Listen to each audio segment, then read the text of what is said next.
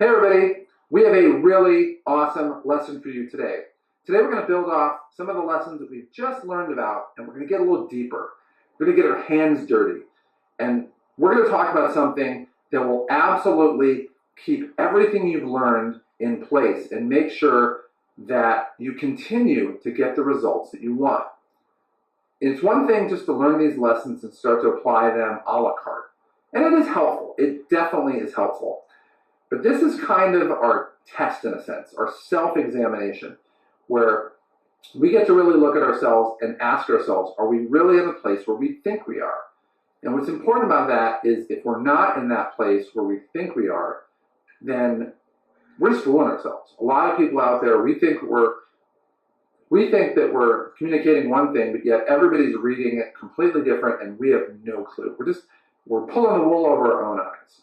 And today we're going to talk about something that is an absolutely necessary area.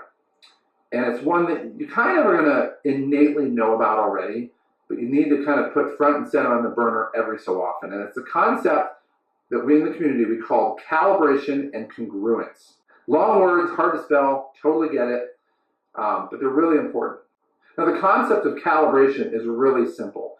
And again, this is something that you do in your life all the time. Everything that we talk about here is something that you naturally do all the time, but you just probably don't even know it.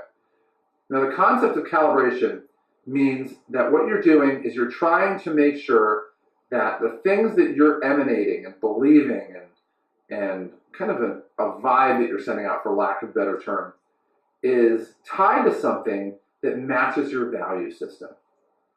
Now, a really simple concept is, if you're sitting here and you want to be involved in environmental issues and yet you never do anything environmentally, it's going to be hard to kind of get out of that. If you're wanting to be a computer programmer and you're never around people who code, then you're going to miss stuff. I mean, you might be out on your own and do things here and there, but there's going to be things where you're just going to miss.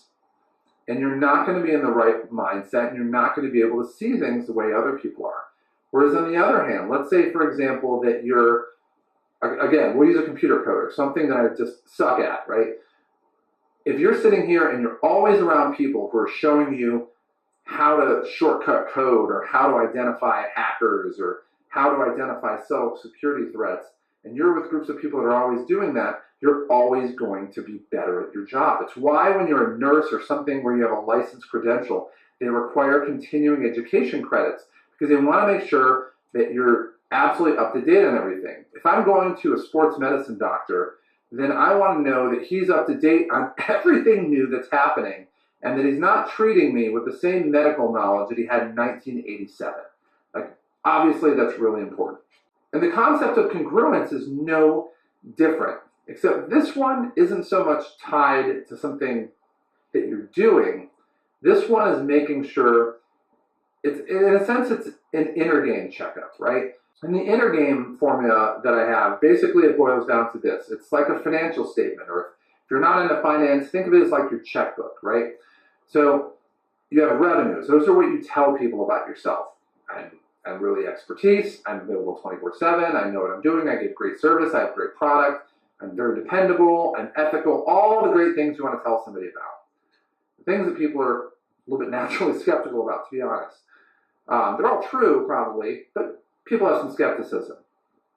And then we have our expenses. Those are the things that go against the ledger, right? And those are the things that you fear, you worry about, your insecurities and your inferiorities. Those are the things that sabotage your thinking.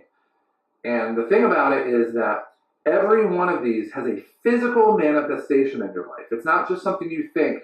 There will be tics, lack of eye contact. It could be any number of things that will physically manifest. And people who are we're all very smart people, are going to pick up on this and they're going to realize this guy's full of it. I'm not buying it for a minute. Versus the same guy who's actually spent time assuaging his fears, his insecurities, inferiorities, and his worries, and they look at it and they're like, wow, this guy's not sending the same negative vibe out. I want to be around that guy. And so with calibration, what you're constantly doing is you're going back and making sure that these fears, these worries, these inferiorities, these insecurities didn't come back and creep up into your life. Because they always do. They always do.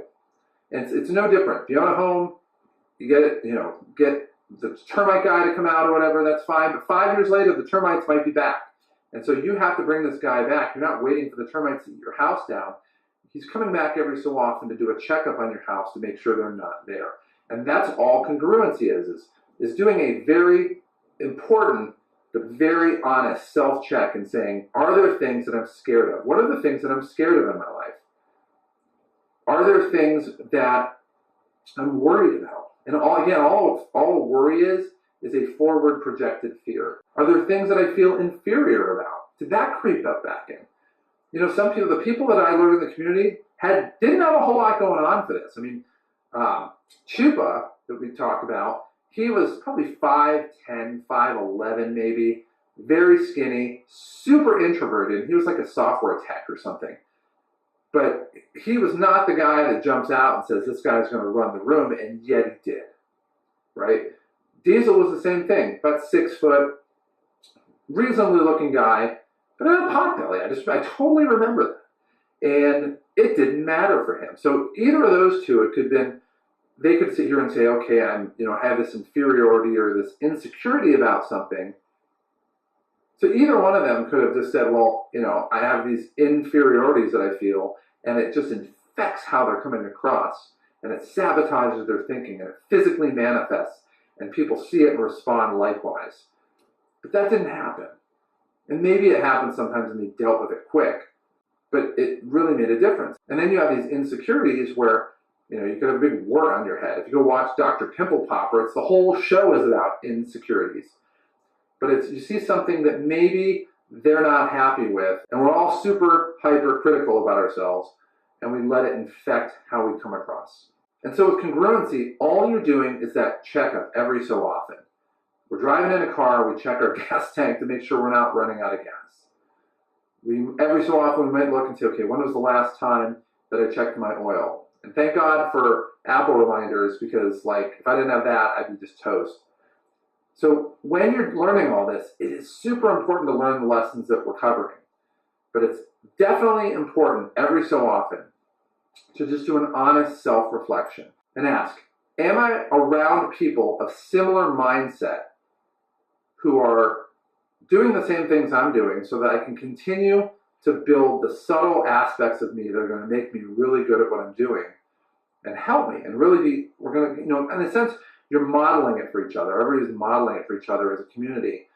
And secondly, are there these things that creep in, the fears, the worries, the inferiorities, and the insecurities, are they creeping in at all in my life? Is one of them creeping in, 3 of them creeping in? Are they creeping in just a little bit or a lot? And dealing with them. And the earlier you deal with them, the better things get. And if for whatever reason, you haven't checked on it, and you realize, oh my gosh, it totally came in and I totally was blind to it, it's better to do it now than to ignore it. Because you can always get back to that place and calibrate and be congruent to the type of person that you want to be.